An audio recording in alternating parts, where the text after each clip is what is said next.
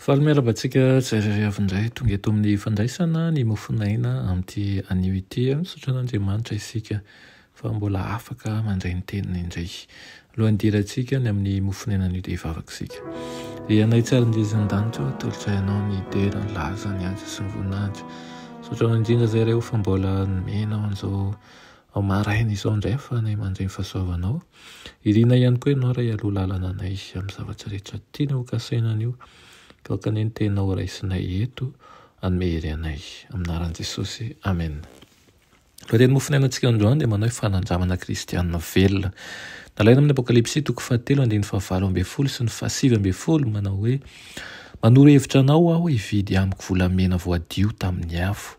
Mba hanakarena ianao ary fitafiana fotsy ho tafianao mba tsy hisy ahonianatrao noho ny fitanjahana.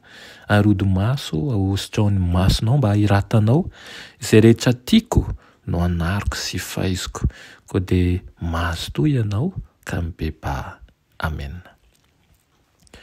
Tsy maintsy manadio ny fieritreretantsika ho afaka amin'ny asa maty isika mba hanompotsika an'Andriamanitra velona. Ny atao hoe fanamasinana dia fitiavana tanteraka, fankatoavana tanteraka, firindrana tanteraka amin'ny sitrapon'Andriamanitra. Raha mifandrindra amin'ny fiainan'i Kristy ny fiainantsika ka voamasina ny saina sy ny fanary ny tenantsika dia hanana hery miasa mangina lehibe amin'izao tontolo izao isika.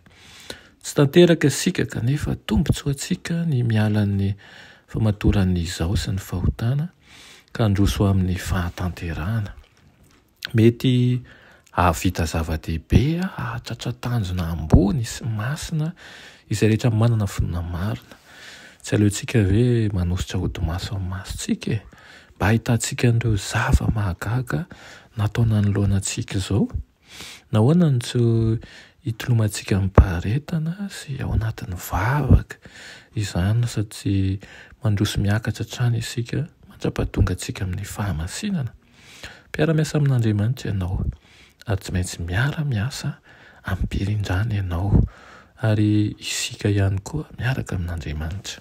Fa Andriamanitra no miasa ao anatsika na ny fikasana na ny fanaovana ahatanteraka ny sitrapony.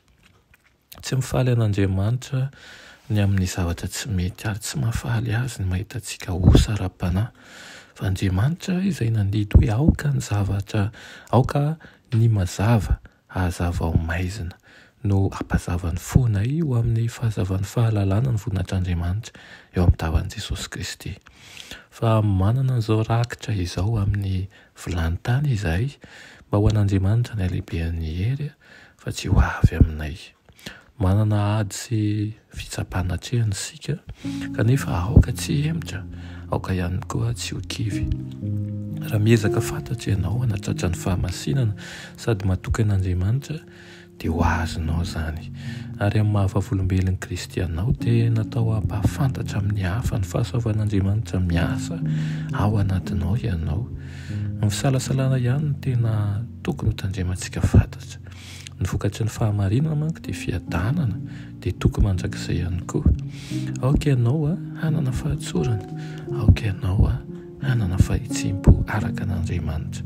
Tsy maintsy hanananao ny fahendrena avy any ambony ary raha mihitsy mitoky teny amin'Andriamanitra rery ihany ianao dia minoa fa hiroso ny fahamasinana hatrany. Amen. Ianay tsara indrindra mbola misaotra anao ny amin'izany teninao izany. Tompo mangataka aminao izahay ny mba hiasanao ny fiainanay ka mba hitomponay finoana ao aminao, hitompo fifaliana ary tsy hatahotra izay satria ianao ny lohanay. Tompo ao meo ny fohendry, meo ny fahaiza manavaka sy misafidy ny tsara koa izahay ary aokana hitoetra mandrakariva ny ilanao. Amin'ny anaran'i Jesosy. Amen.